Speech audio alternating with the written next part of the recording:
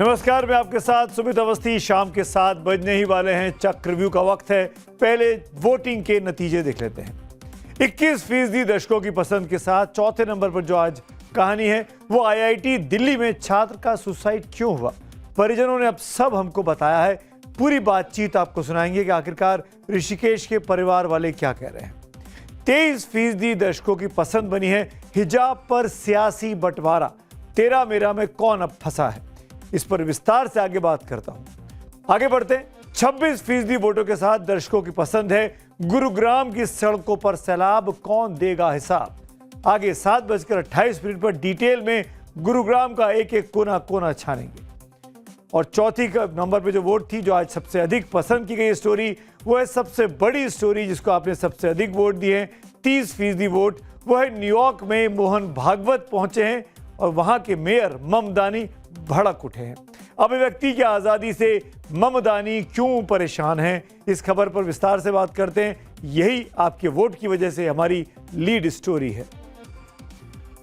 तो RSS chief Mohan Bhagwat की America यात्रा पर बवाल मच गया है। जमकर सियासत हो रही है, जमकर बयानबाजी शुरू हो गई है, जबकि अभी पहला कार्यक्रम औपचारिक तौर पर शुरू भी नहीं हुआ है। न्यूयॉर्क के मेयर जोरान ममदानी का सरसंघ चालक मोहन भागवत के कार्यक्रम के विरोध में दिया बयान अब बहुत ज्यादा चर्चा में है। दिन भर सोशल मीडिया पर यह बयान ट्रेंड करता रहा। ममदानी के बयान के बाद अपने देश में भी जुबानी जंग शुरू हो गई है। लेकिन इस खबर को विस्तार से आपको बताने के पहले मैं शुरुआत करना चाहता हूं अमेरिका के महान अश्वेत नेता और दास प्रथा के खिलाफ लड़ने वाले फ्रेडरिक डगलस के एक मशहूर कथन से, जिस बयान का हिंदी अनुवाद कुछ इस तरीके से है। अभिव्यक्ति की आजादी को दबाना दोहरा अन्याय है। इसे सिर्फ बोलने वाले का अधिकार नहीं छीनता, सुनने वाले का भी अधिकार छीनता है। अब जरा इस बात को आज के न्यूयॉर्क से जोड़कर देखिए। न्यूयॉर्क के मेडिसन स्क्वायर गार्डन में 29 अगस्त को मोहन भागवत का एक कार्यक्रम होने वाला है। भागवत RSS के 100 साल पूरे होने पर ग्लोबल आउटरीच कार्यक्रम के तहत वहां भारतीय समुदाय को संबोधित करने पहुंचे हैं, जिसके लिए मोहन भागवत आज न्यूयॉर्क पहुंच भी गए। लेकिन कार्यक्रम से पहले ही न्यूयॉर्क में सियासत शुरू हो गई। न्यूयॉर्क के मेयर जोरान ममदानी ने साफ कहा कि मैं इस रैली का, इस कार्यक्रम का समर्थन नहीं करता हूं।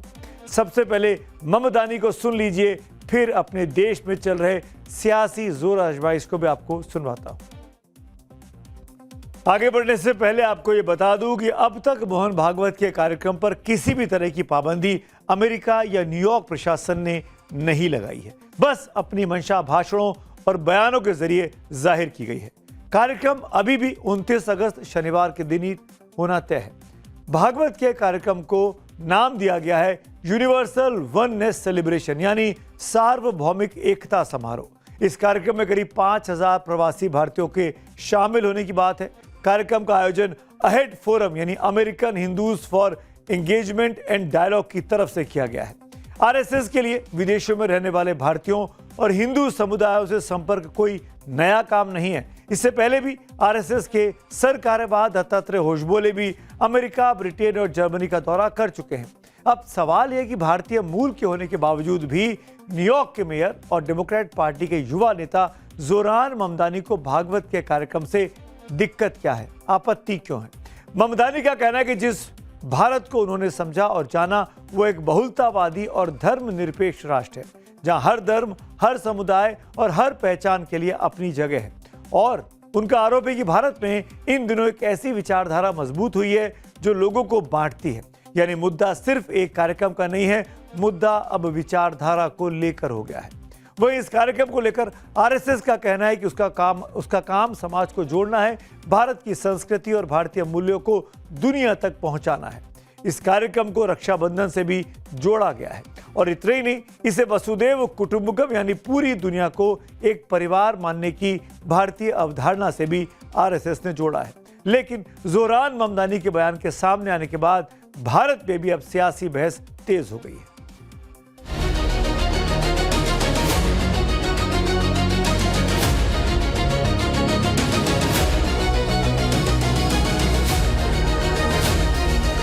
न्यूयॉर्क का जो मेयर है ममदानी, वो महालेफ्टिस्ट है, जिहादी है। कोई हिंदुत्ववादी नेता कहीं हिंदुत्व और सनातन का प्रचार प्रसार करने के लिए निकलेगा तो निश्चित तौर पर जिहादियों के पेट में दर्द होगा।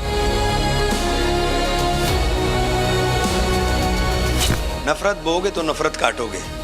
आप नफरत बोने वाले हो तो नफरत ही मिलेगी आपको।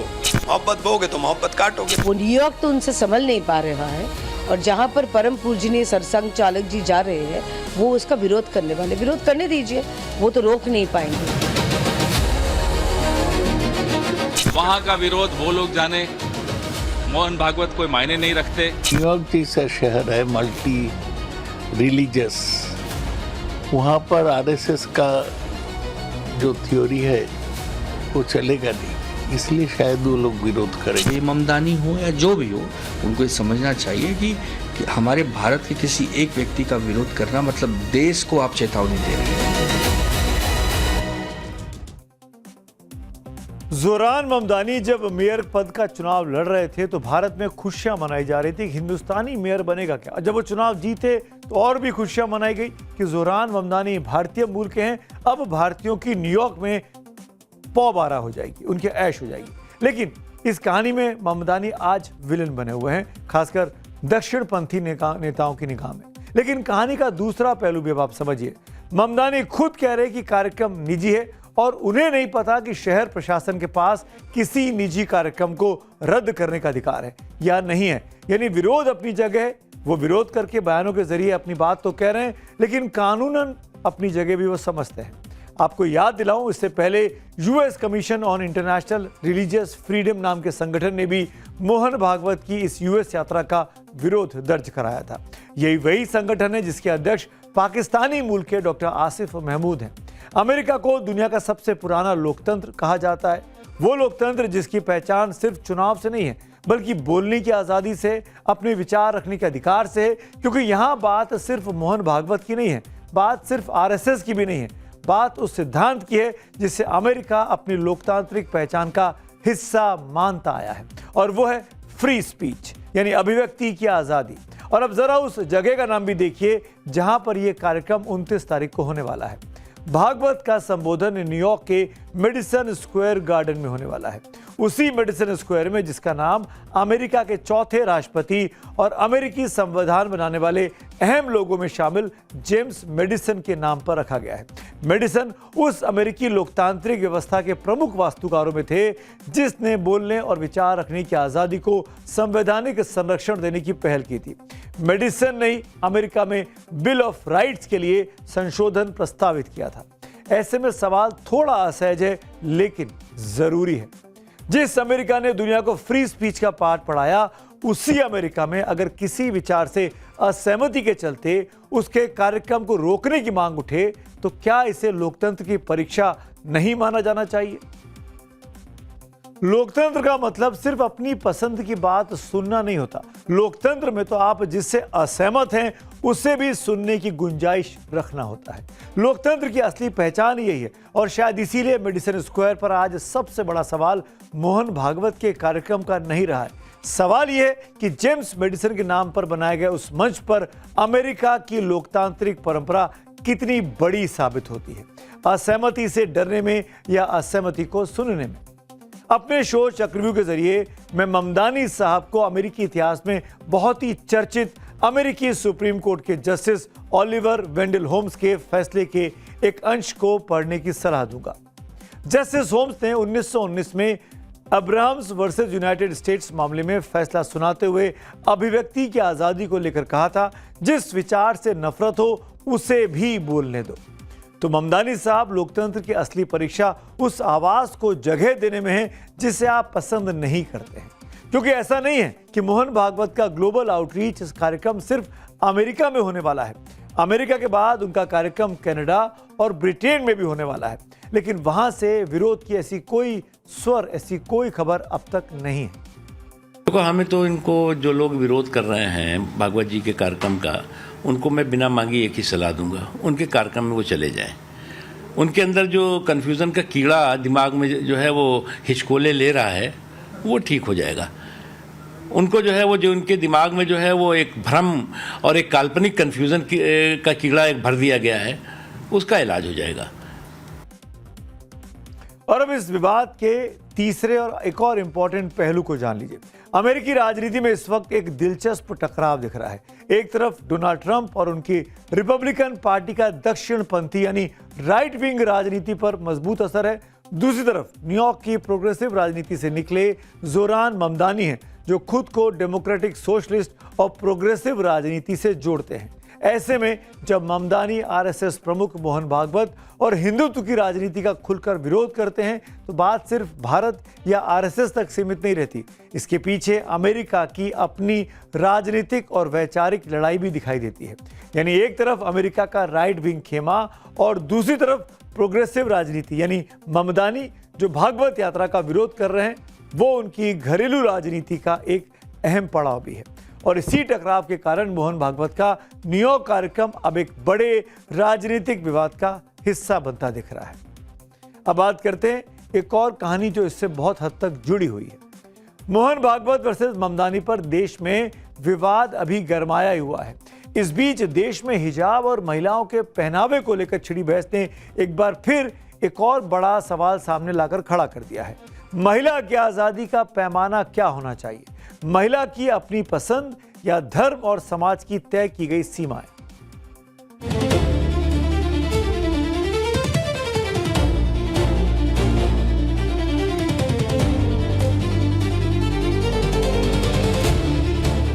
राहुल गांधी क्या ये मुस्लिम महिलाओं के लिए कह सकते हैं कि वो कुछ भी पहन सकती हैं? यहाँ सवाल नहीं है फ्रीडम का, यहाँ सवाल नहीं है कि कौन क्या पहन रहा है, लेकिन सवाल जरूर है कि राहुल गांधी क्यों दखल कर रहे हैं।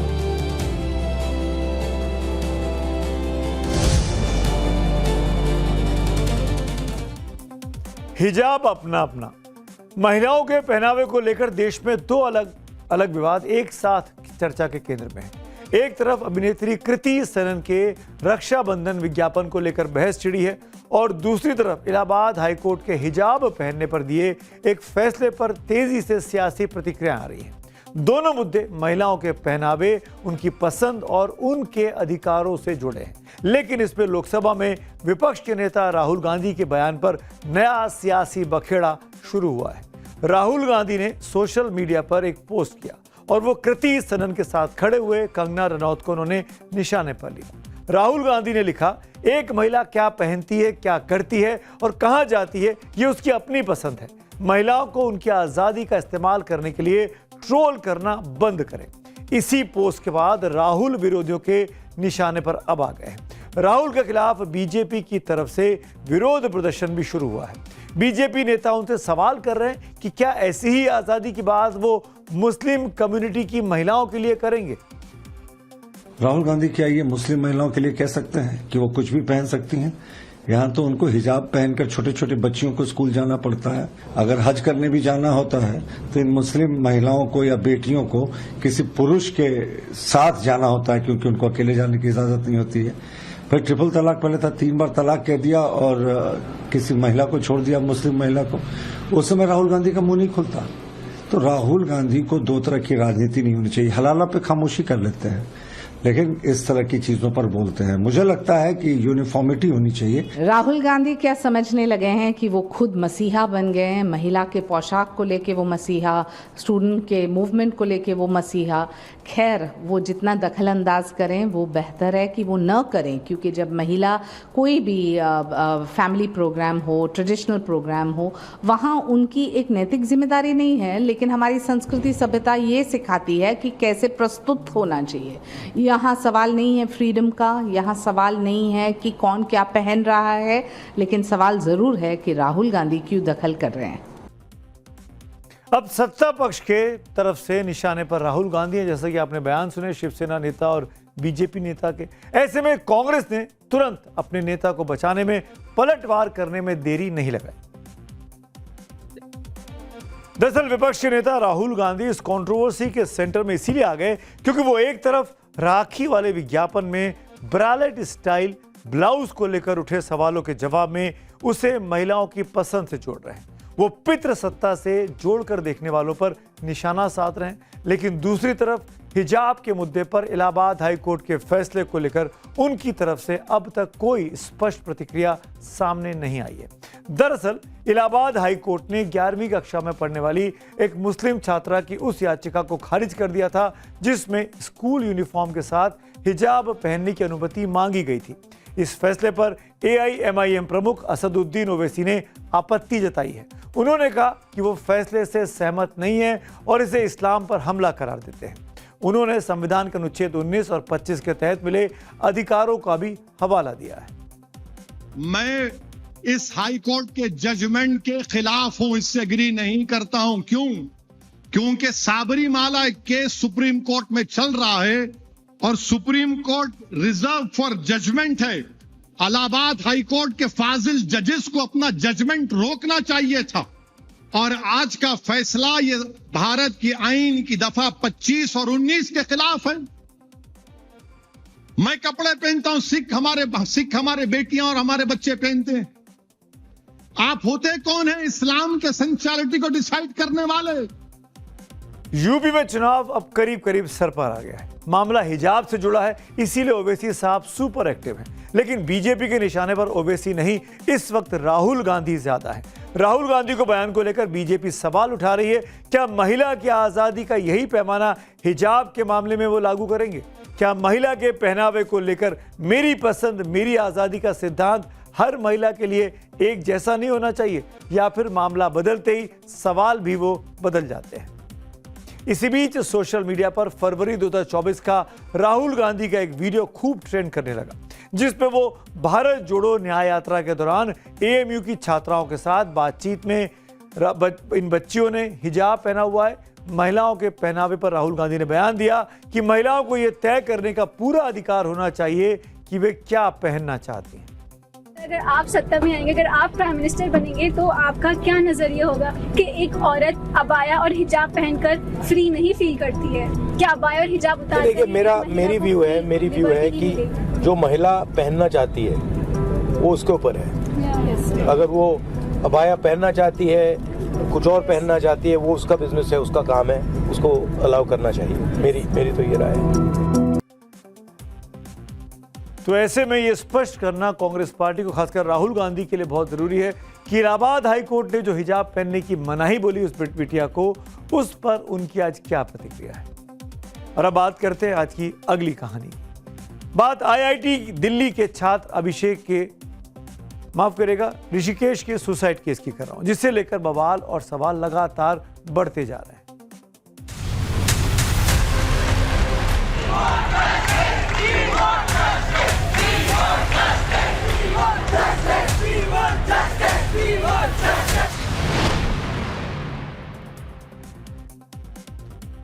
ऋषिकेश को इंसाफ कब मिलेगा? IIT जैसे प्रतिष्ठित संस्थानों में दाखिला देश में सफलता का सबसे बड़ा पैमाना किसी भी छात्र के लिए हो सकता है। हर माँ बाप चाहते हैं कि उनका बच्चा IIT जैसी नामी गिरामी संस्थानों से उत्तीर्ण हो। ऋषिकेश के माता पिता का सपना भी वैसा ही था जैसा देश के लाखों करोड़ों परिवारों का होता है, अपने बेटे को सफलता के सबसे ऊंचे शिखर पर देखना। बिहार से निकलकर IIT दिल्ली तक का सफर ऋषिकेश की कड़ी मेहनत और परिवार के सालों के त्याग का ही नतीजा था। लेकिन 22 अगस्त को यह सपना टूट गया। IIT के लेक्चर हॉल कॉम्प्लेक्स की 6ठी मंजिल से कूदकर ऋषिकेश ने अपनी जान दे दी। ऋषिकेश ने इतना बड़ा दुस्साहस क्यों किया? कोई होनहार छात्र ऐसे कैसे अपनी जान दे सकता है? ऐसे कुछ गहरे सवाल हैं जिसका जवाब पूरा देश जानना चाहता है। आज हर माँ बाप इस सवाल का जवाब ढूंढ रहे हैं कि ऋषिकेश ने सुसाइड किया तो क्यों किया? ऐसी क्या मजबूरी थी? ऐसा क्या प्रेशर था? सुसाइड पर उठ रहे सवालों के बीच टाइम्स नाउ की रिपोर्टर कृतिका तिवारी ने ऋषिकेश के भाई अभिषेक से बातचीत की है। इस बातचीत में अभिषेक कुमार ने IIT प्रशासन पर गंभीर सवाल खड़े कर दिए हैं। अभिषेक ने कृतिका तिवारी के साथ साथ बातचीत में क्या क्या कहा, क्या क्या आरोप लगाए, किस पर लगाए, ये सब मैं आपको सुनाऊंगा।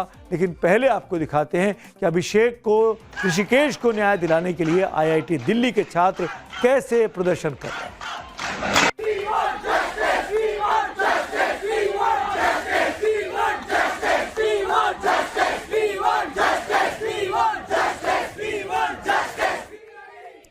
We want justice, justice for Rishikesh, ऐसे नारे लगातार आईआईटी दिल्ली में पिछले 3 दिनों से सुने जा रहे हैं।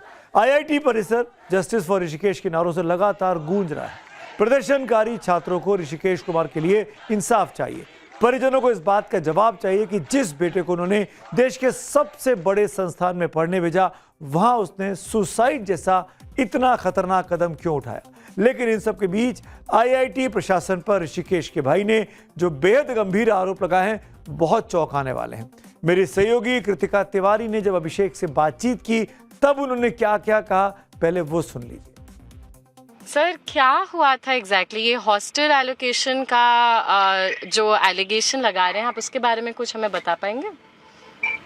हाँ, हॉस्टल मतलब वो था कि जब वो दोबारा पहले भी उसको हॉस्टल अलॉट नहीं किया जा रहा था जी, कि उनको बोला जा रहा था कि ऐसे लोग के लिए आईआईटी में कोई जगह नहीं है, ठीक है, वो पहले से उसका ट्रीटमेंट चल रहा था। तो उसके बाद क्या था कि वो नॉर्मल अपना जैसे रूटीन वर्क पढ़ाई कर रहा था, कोई दिक्कत नहीं था। लेकिन दोबारा जब उसको बोला गया सेशन ड्रॉप करके घर पे आराम ठीक होके, डॉक्टर से इवन ट्रीटमेंट हुआ, डॉक्टर ने उसको एनओसी दे दिया कि आप फिट हैं, आप जाइए, आप कंटिन्यू कीजिए, पढ़ाई कर सकते हैं जी। लेकिन दोबारा जो है ना, दोबारा उसको फिर से ह्यूमिलेट किया गया डीन के द्वारा कि नहीं, ऐसे बच्चों के लिए यहाँ पर कोई जगह नहीं है, तो अब तुमको हॉस्टल नहीं मिलेगा। ये स्टूडेंट अफेयर्स डीन ने कहा था कि ऐसे बच्चों के लिए। डीन कोई तालुकदार जी हैं, उनके द्वारा बोला गया। ये कल आईआईटी दिल्ली के जो डायरेक्टर हैं वो अपने मेल में लिखते हैं कि नहीं, जो हॉस्टल एलोकेशन था उसकी बात नहीं है, बात ये है कि मेंटल हेल्थ इश्यूज चल रहे थे, इसलिए कहा गया था। क्या पेरेंट कॉलेज तो ये बोलेगा ही ना, कॉलेज तो ये बोलेगा ही ना।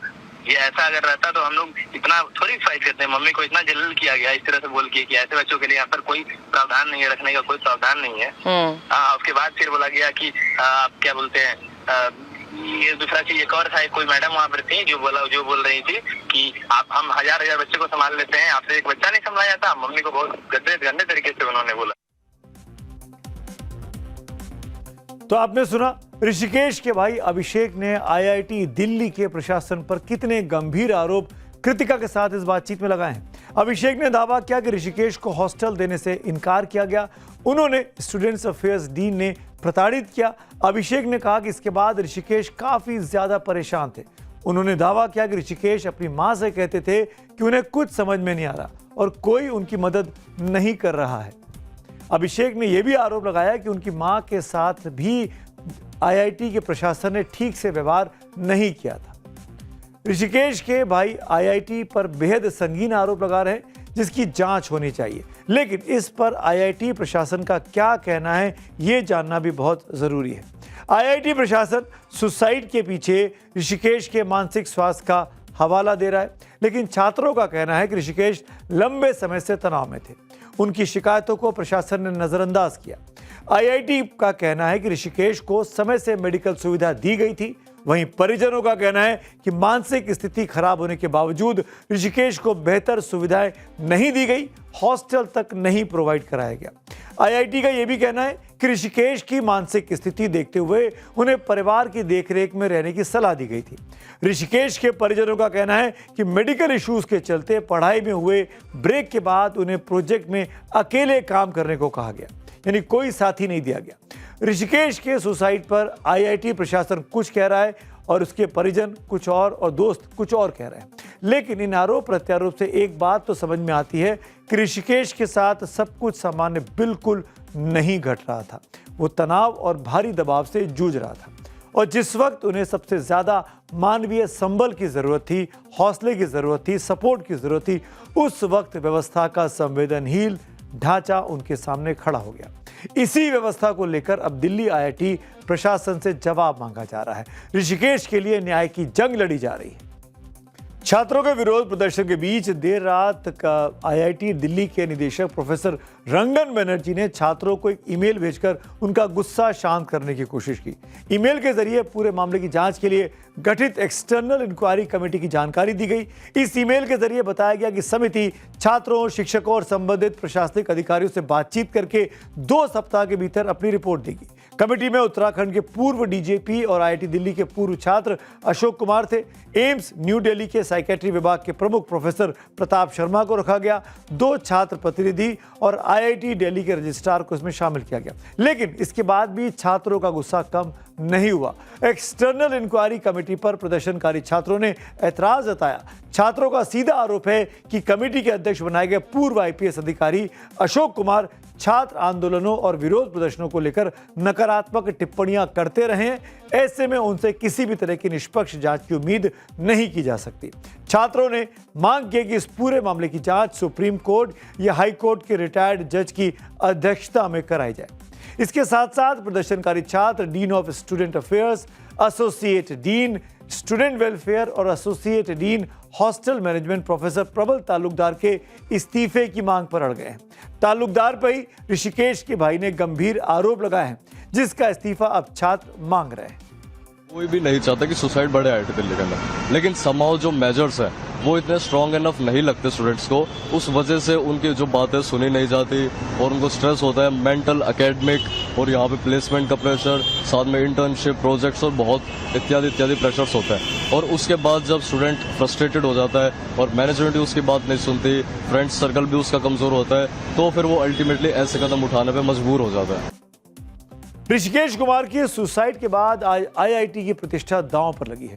IIT दिल्ली में पिछले 30 महीनों में ऐसा कहा जाता है 8 छात्रों ने आत्महत्या जैसा आत्मघाती कदम उठाया। ये IIT के अपने जो स्टूडेंट्स पढ़ रहे हैं उनका आंकड़ा है। यह आंकड़ा उस प्रीमियर इंस्टीट्यूट का है जिसके लिए छात्रों को रात दिन एक करने पड़ते हैं। छात्रों के प्रदर्शन के बाद अब दिल्ली पुलिस ने भी इस मामले में अज्ञात लोगों के खिलाफ एक हत्या के लिए उकसाने का मामला दर्ज कर लिया है। में छात्र की खुदकुशी के बाद जहां एक तरफ पुलिस ने इस पूरे मामले में FIR दर्ज कर लिया है, वहीं दूसरी तरफ छात्र अपनी मांगों को लेकर प्रोटेस्ट कर रहे हैं। पुलिस का कहना है कि सुप्रीम कोर्ट की गाइडलाइन के तहत मुकदमा दर्ज कर लिया गया है और मामले की तफ्तीश की जा रही है। वहीं छात्रों की लगातार मांग है। छात्रों का ये कहना है कि ये खुदकुशी का कोई पहला मामला नहीं है, इससे पहले भी कई खुदकुशी के मामले सामने आए हैं और महज 30 महीने में 8 खुदकुशी के मामले जो हैं वो सामने आए हैं, ऐसा छात्रों का कहना है। और यही वजह है कि छात्र लगातार सवाल खड़े कर रहे हैं। वो पूछ रहे हैं कि आखिरकार इसमें जवाबदेही किसकी है। IIT दिल्ली ने जो एक्सटर्नल इंक्वायरी कमेटी बनाई है उसमें अब अशोक कुमार की जगह किसी नए व्यक्ति को वहां बिठाना है, उनका नाम सामने आना है। अब छात्र इंतजार कर रहे हैं कि किसका नाम आता है और उसके बाद जांच निष्पक्ष होगी या छात्रों को उस जांच पर भरोसा होगा या नहीं होगा, उस पर लगातार टाइम्स नाउ नवभारत की नजर बनी हुई है। बात करते हैं आज की अगली कहानी की। बात नेपाल में आई भीषण बाढ़ की। तिब्बत में आई बाढ़ ने नेपाल के रसुआ जिले में आज भारी तबाही मचाई है। प्रलयकारी तस्वीरें हैं, देखकर दिल खौफ जाता है। त्रिशूली नदी में अचानक आई बाढ़ की चपेट में कई गांव आ गए, न जाने कितने नागरिक आ गए, जिसके बाद कई ब्रिज और नदी किनारे बसे घर बाढ़ की चपेट में आ गए हैं। बताया जा रहा है कि एक हाइड्रो पावर प्रोजेक्ट भी इस जबरदस्त बाढ़ में आज बह गया है।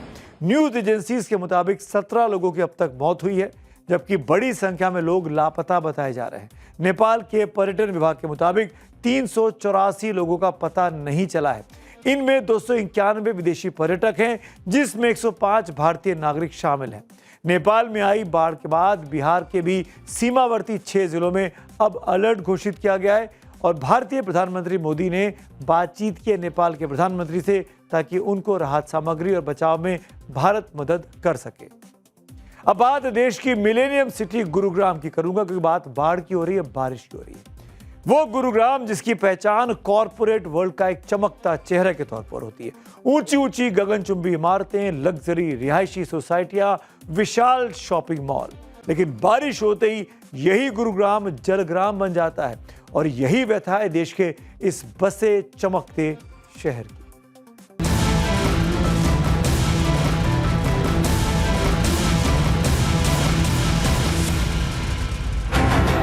सड़कें धंस रही हैं, स्कूल बसें फंस रही हैं,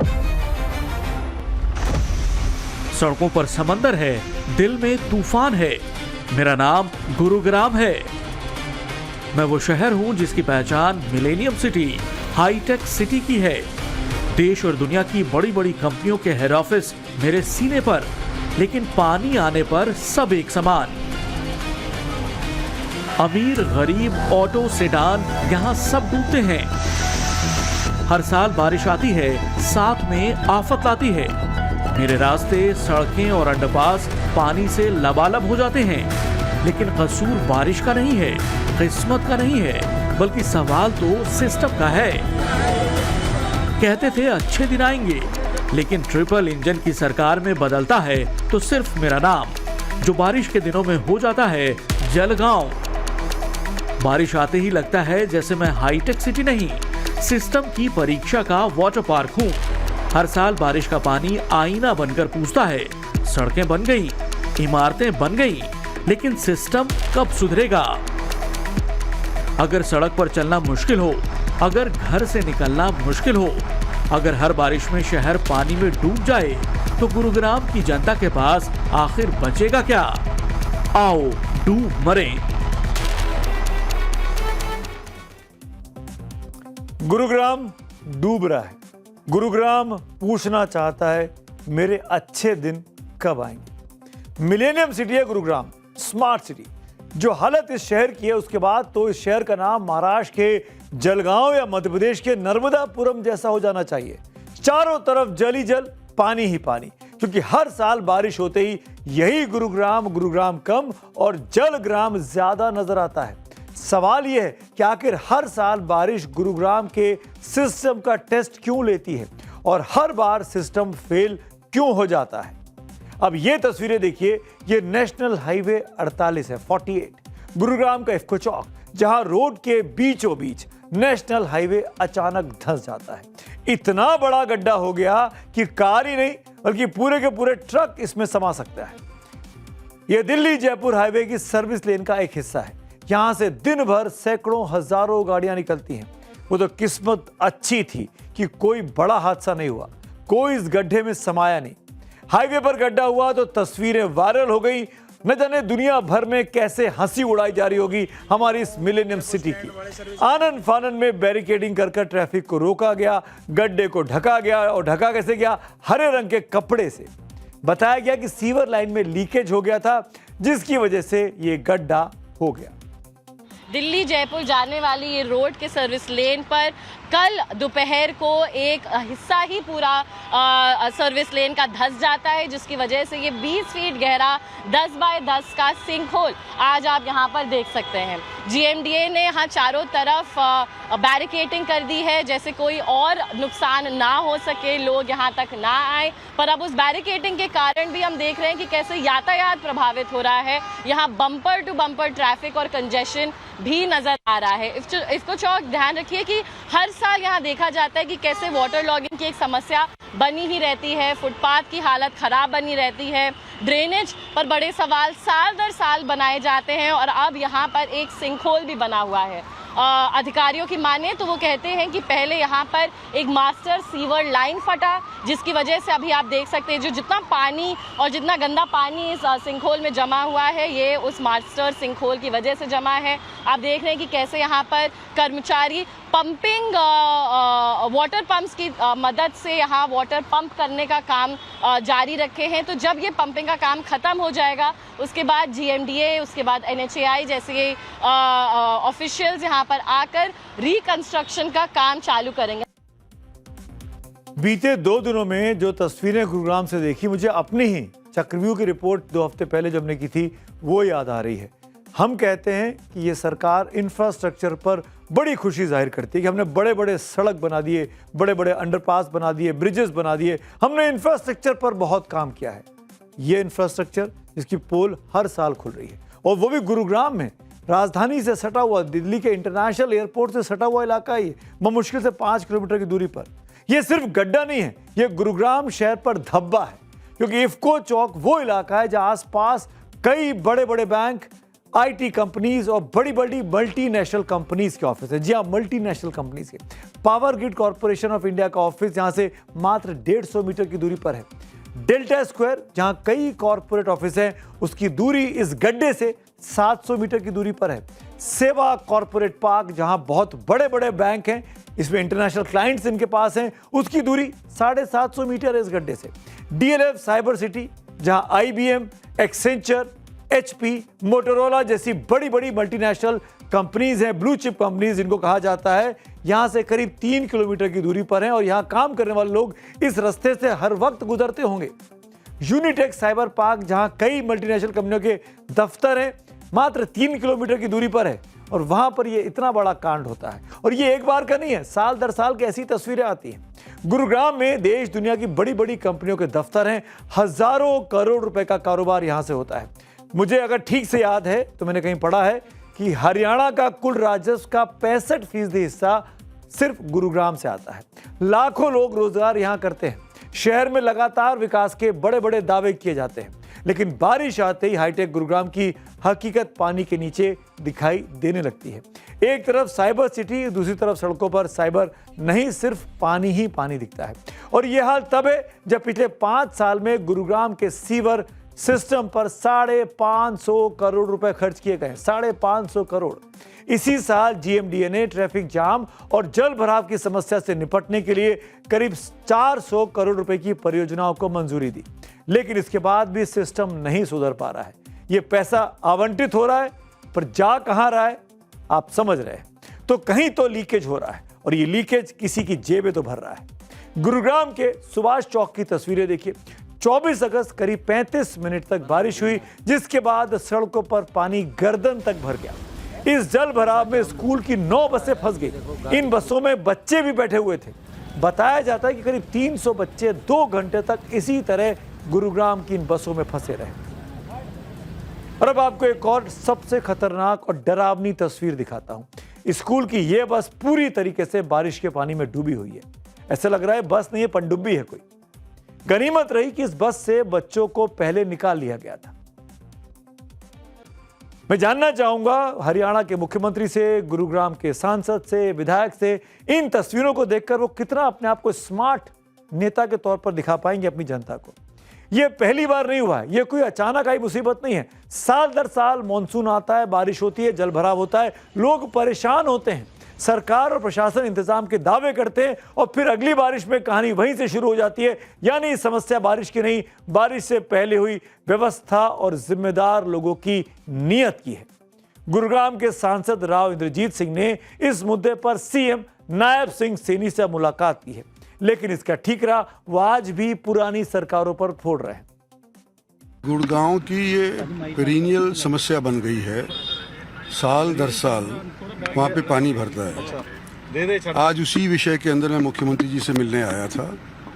जो वहाँ पर अधिकारी हैं उनकी जवाब तलबी करी जाएगी और कंक्रीट फैसले जब तक जब तक इस तरह के ना लिए जाएं, पीसमील फैसले ना किए जाएं, कंक्रीट फैसले जब तक ना किए जाएं, जब तक गुड़गांव की ये समस्या हल नहीं हो पाएगी। मेरे हिसाब से हमारे गुड़गांव के अंदर पिछले 20 साल से पानी की ये समस्या बढ़ती आई है।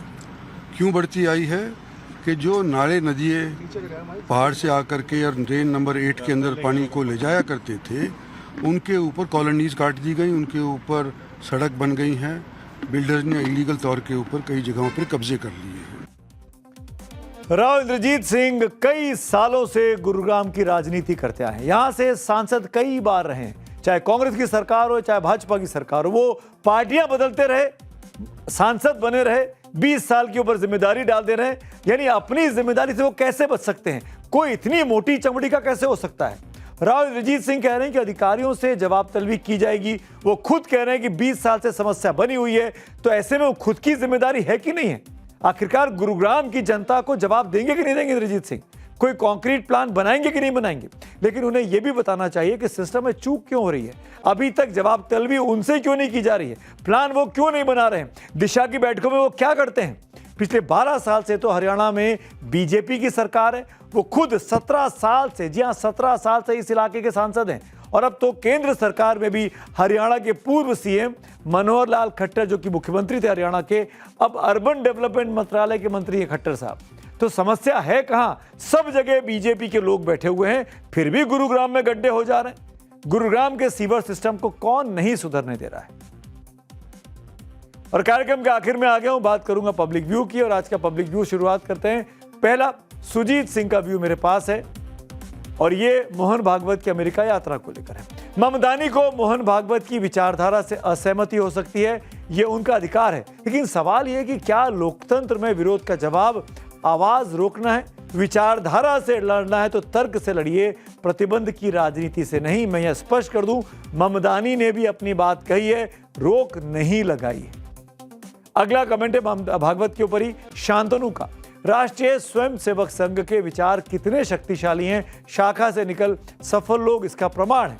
आरएसएस का समर्थन हो या विरोध, दोनों के लिए पहले संगठन को समझना जरूरी है। तो आज मेरे साथ चक्रव्यूह में इतना ही। अब आपसे मुलाकात होगी कल, तब तक के लिए शुभ रात्रि।